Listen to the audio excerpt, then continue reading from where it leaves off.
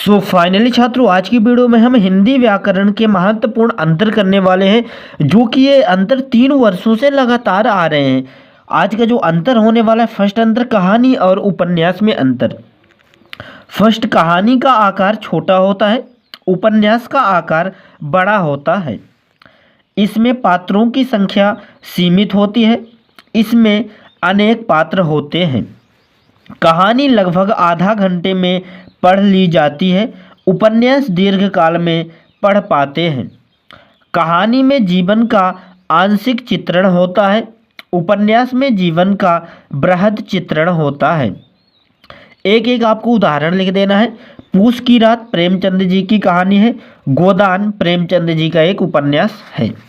इसके बाद सेकंड अंतर जो आपका होने वाला है छात्रों, आत्मकथा और जीवनी में अंतर। एक वाक्य में आपको आत्मकथा लिखना है, एक वाक्य में जीवनी। फर्स्ट, आत्मकथा में लेखक स्वयं के जीवन वृत्त को प्रस्तुत करता है, जीवनी में लेखक किसी अन्य के जीवन वृत्त को प्रस्तुत करता है। आत्मकथा कोई भी लिख सकता है, जीवनी प्रायः महापुरुषों की लिखी जाती है। आत्मकथा में अनुभूति की गहराई होती है, जीवनी में तथ्यों तथा विवरण पर ध्यान रहता है।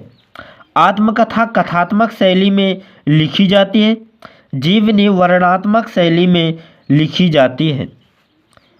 एक एक उदाहरण आपको लिखना है। मेरी कहानी जवाहरलाल नेहरू जी की लिखा हुआ एक आत्मकथा है।